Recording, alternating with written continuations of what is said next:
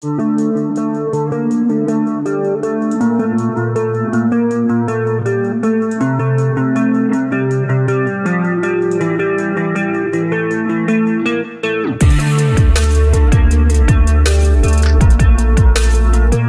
route est la première cause de mortalité pour les 15-24 ans. Cette disparition brutale est difficile à gérer émotionnellement pour l'entourage des victimes. Pour en savoir plus, nous recevons Isabelle Buron, psychologue clinicienne à l'unité de soins palliatifs de l'hôpital de Mâcon. Bonjour Isabelle. Bonjour.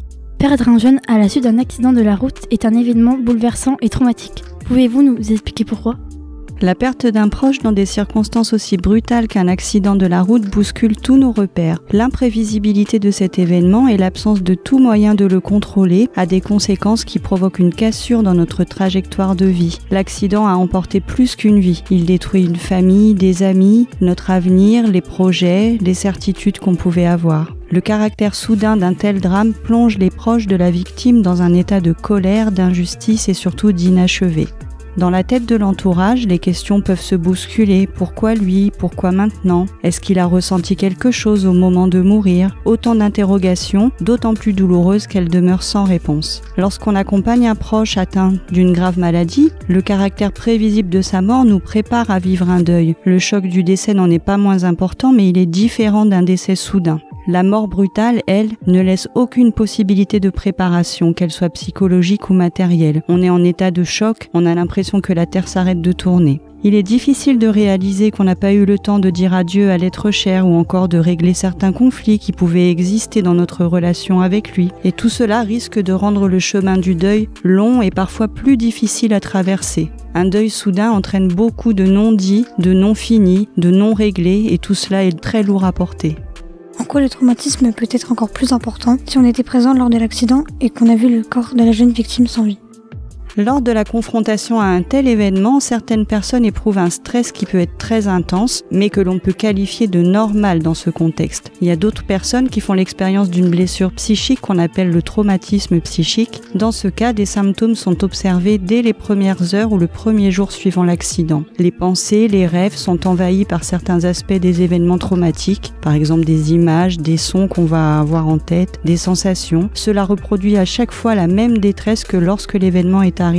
Durant le premier mois, l'évolution est très variable. Chez certains, les symptômes vont diminuer progressivement et chez d'autres, ils vont persister voire augmenter. Et chez d'autres encore, ils vont apparaître alors que la personne donnait l'impression de commencer à aller mieux. Lorsque les symptômes de stress traumatique sont présents pendant plus de 3 jours mais moins d'1 mois, on parle de stress traumatique aigu.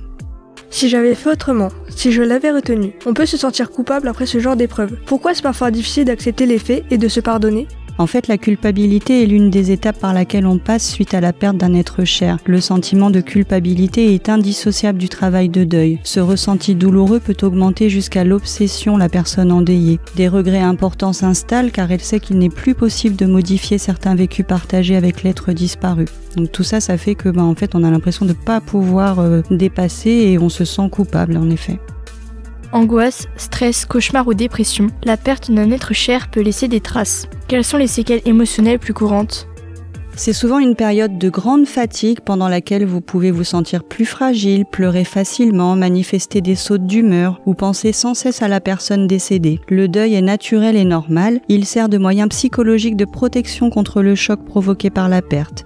Vivre le deuil causé par la mort d'un être cher, c'est un parcours émotionnellement difficile. L'intensité de notre réaction va varier en fonction de facteurs tels que la nature du décès de l'être cher, la relation qu'on avait avec lui, aussi en fonction de son âge. Par exemple, les morts violentes ou la perte d'un enfant, ça a tendance à susciter une douleur plus profonde qu'une mort naturelle ou le décès d'une personne âgée.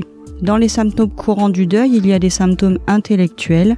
Ils affectent la dimension cognitive comme le manque de concentration, des pertes de mémoire, mais aussi la difficulté à prendre des décisions, à apprendre de nouvelles choses. On va aussi trouver dans les séquelles des symptômes qu'on dit sociaux. Par exemple, ça va être la façon dont on se comporte avec les autres après la perte de quelqu'un. Certaines personnes peuvent se replier sur elles-mêmes et cesser les activités qu'elles aiment. D'autres peuvent se montrer irritables ou avoir des sautes d'humeur. Elles peuvent également devenir plus dépendantes et avoir besoin de la présence et du soutien d'autres personnes, même pour prendre des décisions qui parfois sont très simples. Tout l'entourage de la victime va être amené à faire son deuil. En général, quelles sont les étapes d'un deuil et est-ce que ça dure longtemps ? Il faut savoir d'abord que chaque deuil est unique. Il y a plusieurs étapes dont je vais vous parler brièvement, mais il faut savoir que ces étapes-là, on va les traverser, pas forcément tous dans le même ordre, pas forcément tous pour la même durée, et puis parfois on peut avoir l'impression d'avoir franchi, entre guillemets, une étape, et puis de régresser. Donc il n'y a pas vraiment de règles, mais les petites étapes que je vais vous décrire, en général, on les retrouve plus ou moins chez tout le monde. Alors la première étape, c'est souvent le choc et le déni. Quand on nous annonce un décès, on peut réagir avec angoisse, on peut être agité, fondre en larmes. À l'opposé, il peut y avoir aussi des personnes qui vont être comme engourdies, comme si elles étaient sidérées, bloquées par une annonce d'une si mauvaise nouvelle. Pour l'endeuillé, c'est une manière de se protéger contre une situation qui est trop difficile à supporter émotionnellement. Et alors du coup, il peut y avoir le déni qui va agir comme un amortisseur de manière temporaire, et ça jusqu'à ce que la personne se sente prête à affronter la réalité. Il y a une deuxième étape qui est décrite, ça s'appelle la colère, et la personne qui expérimente la perte peut ressentir comme une grande trahison, un ressentiment envers la vie, un ressentiment de la colère envers l'univers tout entier. Elle peut ressentir aussi de la colère contre la personne qui a disparu. Son départ provoque un vide qui est douloureux.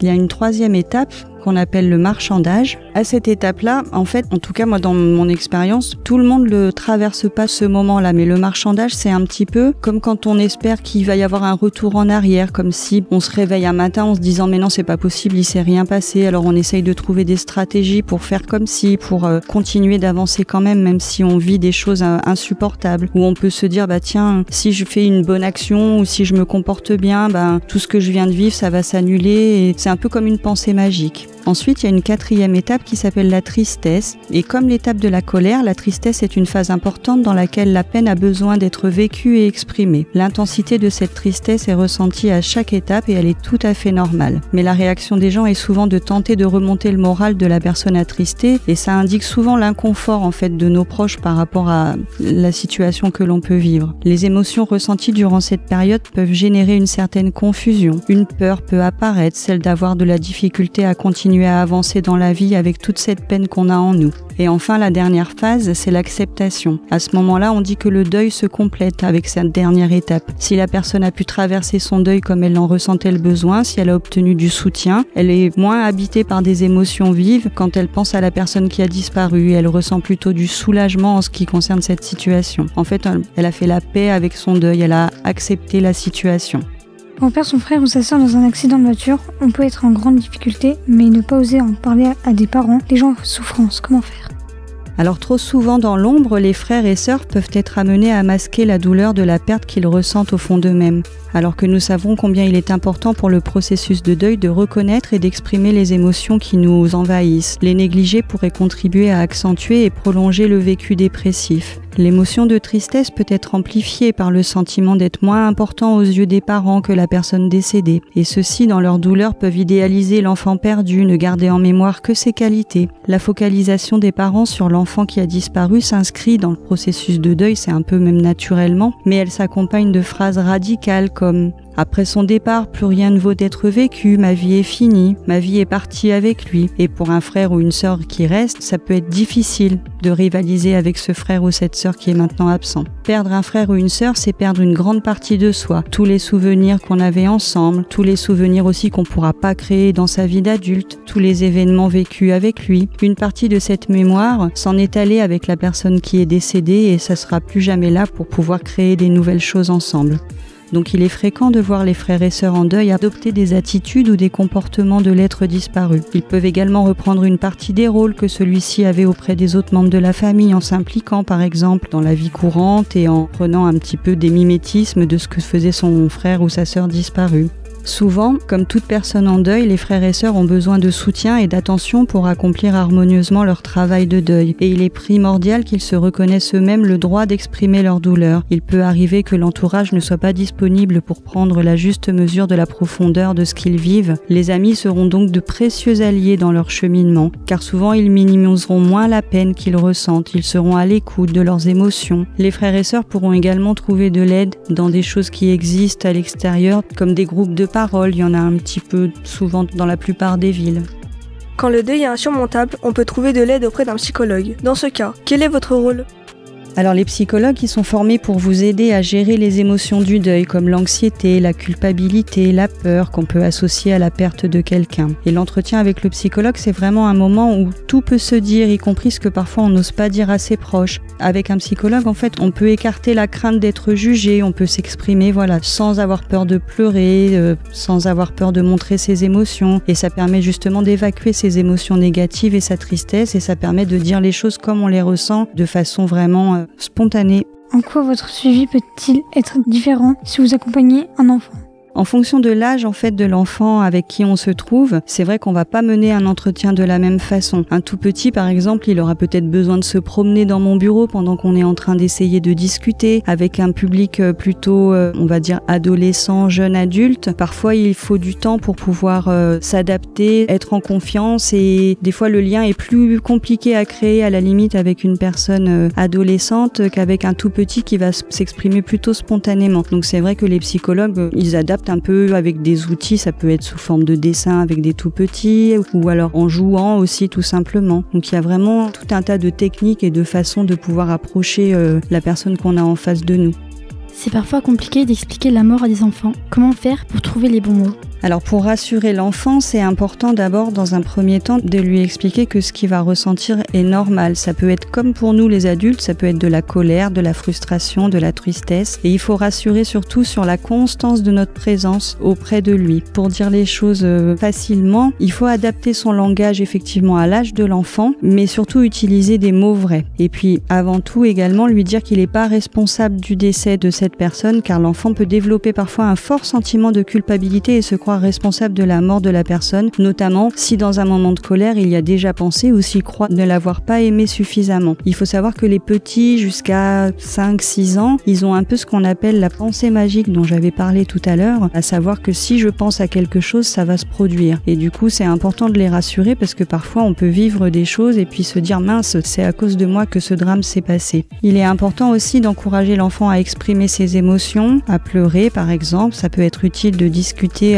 aussi de ce que nous on ressent, de s'asseoir avec lui et puis de voir s'il manifeste de l'agressivité quand il joue, s'il y a des changements de comportement. Il faut dire vraiment la vérité, expliquer les faits réels, alors bien sûr avec des mots qui sont adaptés à l'âge de l'enfant, mais expliquer les choses en tenant compte des circonstances dans lesquelles est survenu le décès et les décrire avec des mots simples. Ça peut lui permettre de poser des questions à son rythme et aussi de pouvoir lui expliquer ce qui s'est passé et pouvoir le rassurer aussi sur le fait qu'il y a eu un drame, mais on est là, on va se soutenir les uns les autres. Ce que j'observe moi dans mon quotidien, alors c'est pas forcément suite à des accidents de la route, mais c'est que il est important de pas mettre les enfants à l'écart même si on veut les protéger. C'est important de continuer à prendre soin d'eux pour pas qu'ils se sentent délaissés. Un petit que vous allez mettre à l'écart parce que vous dites il est trop petit pour vivre des choses comme ça, il va chercher par ses propres moyens à trouver des informations et peut-être que parfois il va tirer des conclusions qui sont pas les bonnes. Donc c'est pour ça que j'insiste beaucoup sur le fait que quel que soit l'âge qu'on a, effectivement il y a des choses qu'on n'aurait pas envie de vivre mais pour lesquelles on n'a pas le choix et donc il faut juste accompagner ça, prendre le temps de parler, d'écouter et aussi prendre le temps en tant que parent ou que grande sœur ou que tonton ou tata de dire moi aussi j'ai de la peine mais on va vivre ça ensemble et on va s'en sortir.